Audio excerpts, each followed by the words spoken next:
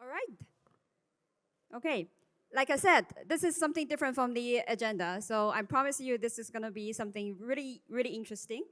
So hello, everyone. So my name is Melissa, and then I'm from the GoDAO.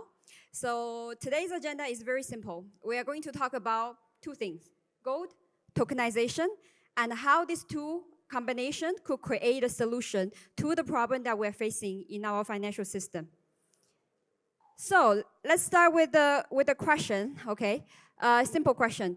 Which one of the two do you believe is a better store of value? No one said dollars? Really? No one? Okay, good. Because I was really thinking like if there's someone actually saying dollars, then I really think that you're probably in the wrong venue, like especially for us in the crypto. Yeah, exactly. I mean, for crypto people, it's tricky, right? Because some people may say, okay, gold, fine, but I'm not a gold person because we have something better, digital gold, which is Bitcoin. But ultimately, I think it's undeniable that we all knows that gold is ultimately the asset that have lived through generations. Everything that we have been through, pandemic, the world wars, the depressions, the inflations, gold has been through, right? So without any doubt, this is one of the best assets in terms of the store of value. And for us, for people in the crypto space, we know that probably fiat or dollars is the asset we will put the lowest in our list in terms of store of value. However, even if we know that, unfortunately, here in the crypto space, everything still priced in dollars. What does it mean? It means that whether you like it or not, as long as you're trading crypto, you have to either deal with some dollars or hold some dollars in stablecoin format. Okay? Which is actually not a very good thing, because if you think about, I don't like dollars, what we're facing is something worse than the dollars. It is probably a paper issued on another paper, meaning that we are holding a tokenized real world dollars.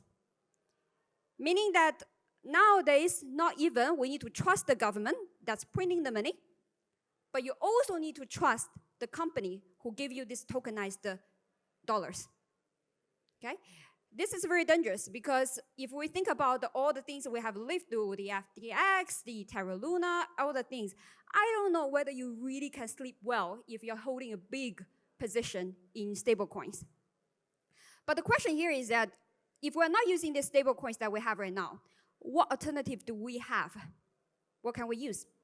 Okay. Is there a better asset that can be used as a store of value, but it's stable and it can be used as a currency for the crypto market players? We kind of mentioned that actually dollar or stable coins is already a type of real world assets that's being tokenized. So naturally, let's first of all look at, is there any other assets available out there that to replace these stable coins that's already in the crypto market? So, okay, bear with me with this slide. So we know that we talk about RWA for a while, right? It feels like it's been a long time we talk about that. But if you go to DeFi Llama, the total TVL for RWA, although this is might not be 100% correct, but it gives you a good indicate, it's only at the level of 6 billion. What does 6 billion means? If we compare the 6 billion just with the market cap of the stable coins, it's less than 4%. Not to mention if you compare with total crypto market cap right now, or even all the assets off-chain, it's nothing. It's really nothing. But why? It's been years we talk about tokenization and real-world assets. Why there's no attraction? Why there's no adoptions? I think the fundamental question here is that what exactly is the problem that we're solving through tokenizing the real-world assets? Is it we are trying to solve this 24/7 days of trading? Are we trying to solve the problem that it's tokenizing is low cost and more efficient, it gives more transparency? Yes, they are good advantage, but they are not good enough. Okay? They are not good enough to be disruptive to solve a real-world problem. Or you might think actually it's a worth thing, because people from the real world can come and argue with you saying that it's actually bad. You are making things more complicated. by creating more problems. So we are not really actually solving any problems. Just like how Bitcoin was actually being invented from Satoshi like 15 years ago. Satoshi doesn't invent the Bitcoin just to improve the financial system, to improve the fiat currency. It's something breakthrough, it's something disruptive. But we haven't seen it yet in so-called real-world asset tokenization. So what could be the real-world problem that we're solving? I think I've been setting up this long enough.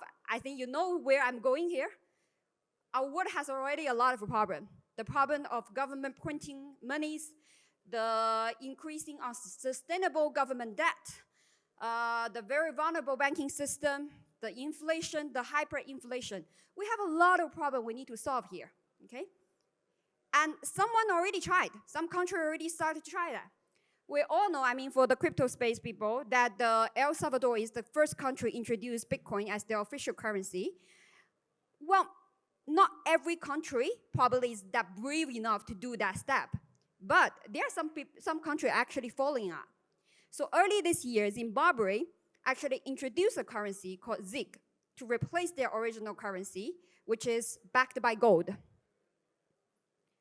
Yeah, it's you might argue, say, okay, Zimbabwe is a small country, not significant enough, but at least they've been trying to do something. They do this so that they could recover the confidence level of their local currency, and also more importantly, so that they can be less reliable on US dollars. By the way, just to answer that question, if you think they are small, Zimbabwe and also El Salvador, they're all ranked 4th and 5th country in terms of the biggest country using US dollars as the official currency. Why they all do that? There's something wrong. Why they need to introduce something to replace, to make them less reliable on the US dollars? To me, this is actually quite significant. Also, let's forget about this relatively smaller country. How about the big countries? BRICS, we know that. There are actually 9 countries now in the BRICS countries, and then including China, Russia, India, UAE, they're all in the BRICS. And the BRICS countries are also exploring potential currency that's backed by gold. And if you look at the news, you will already see that actually China PBOC has been buying gold in its reserve continuously for this 16 months. It all tells something. And by the way, I was in China just three weeks ago, and then although this picture is not I taken from it's not what I taken, but I'm telling you this is exactly the truth. Now, if you go to China, you go to a random shopping mall, the shop that has the majority of the people surrounding the shop is the jewelry shop selling gold. People are buying gold, crazy in China. So, I mean, I do think that a country like Zimbabwe and all the BRICS countries, they're trying to, bring in gold back in the currency is something significant. But we have to admit that this is going to take time, for them to find its path. Because gold back in the currency is not a new thing. If this is the great thing, this is the ultimately solution to solve all the problem, we wouldn't be ending the gold standard back in the 70s, right?